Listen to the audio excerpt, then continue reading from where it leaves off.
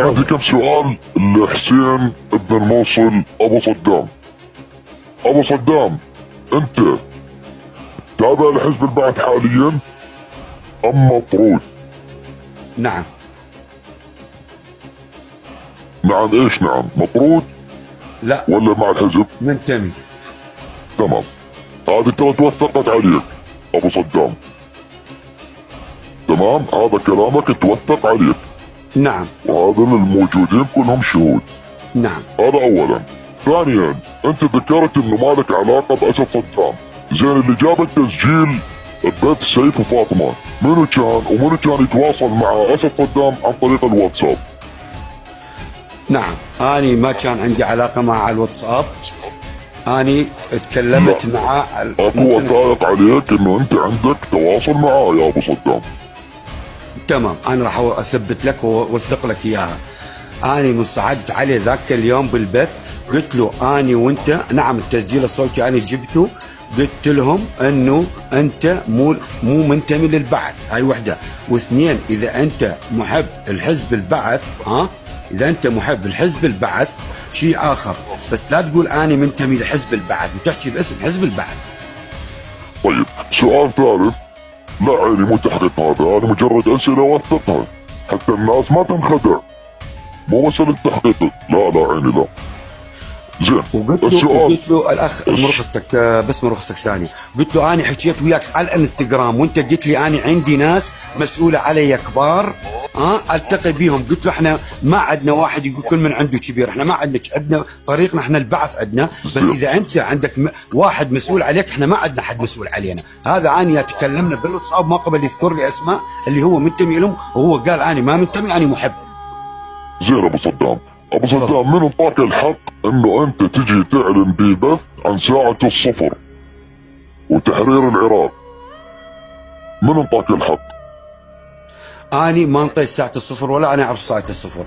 لا، اكو فيديو موجود بصفحتي انا ناشره عليك. انت قلت انه في الشهر الفلاني انا راح اكون في بغداد، واحنا راح نحرر وراح نسوي وراح نفعل وراح نسوي كذا. تمام. موثق. اني قلت احنا، بس احنا اكو تحرير راح يصير بالعراق، واعطيكم مده اقصاها ان شاء الله ما تطول شهر الرابع. زين، باي حق انت تتكلم هذا الشيء؟ من اللي صرح لك انك تتكلم بهذا الشيء؟ انا ما حد صرح لي. زين، باي حق تتكلم انت؟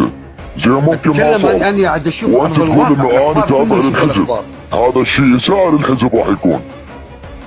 لا مستحيل، انا ما قلت راح تتكلم باسم الحزب، اتكلم عن نفسي باسمي. لا، انت تتكلم باسم الحزب، تقول انا عضو بالحزب وانا حزبي وانا كذا انا حزبي. نعم، انا هسه وبعد اقول لك انا حزبي، ولكن انا ما اتكلم باسم حزب البعث. انت قاعد تتكلم عن طريق الحزب. الناس ما جاي تقول ابو صدام، الناس جاي تقول هذا رفيق حزبي تابع الحزب البعث العربي الاشتراكي، قال 1 2 3 4. هسه انت من تقول يابا اني بعثي، تمام، وتفتح منصه خما انه هاي منصه حزب البعث، طبعا لا. انت جاي تتكلم باسم الحزب، كل ما انا اتكلم باسمي اخي، باسمي. لا اخي، انا اتكلم باسمي شخصي. انت ما تتكلم باسمك، انت دائما تتكلم باسم حزب البعث العربي. لا اخي، انا دائما اقول نعم انا تابع بعث للبعث، بس ولكن ما اتكلم به يخصني انا. اذا حد فهم غير شيء فانا اعتذر. التسجيلات موجوده وموثقه عليك. نعم، انا قاعد اقول لك اكو ناس وصلت التسجيلات مالتك وجاني خبر انه انت مطرود من الحزب، مو مفصول، لا مطرود، واشخاص معروفين ومعرفين لدى حزب البعث العربي. هسه اني اسمي معروف ويعرفوه الجماعه، تمام، واللي سكاني موجود، خوش. هاي وحده. واثنين، اني حاليا منتمي والحمد لله بفضل الله. فاي كلمه اني احكيها، خلص المخيل، اي كلمه اني احكيها باسمي حصرا، مو باسم البعث. فاذا حد يسامعها يعني ان يتقبلها بفهم اخر، فنعتذر. تمام. مسألة أخيرة وأنزل بعدها. أنت ذكرت أنه سنة 2011 تم تحريرك من أحد السجون في العراق، صح هذا الشيء أم خطأ؟ نعم. زين، اللي حررك منه؟ الباقي ما أقدر أحكي. اسمح لي، اللي حررك منه؟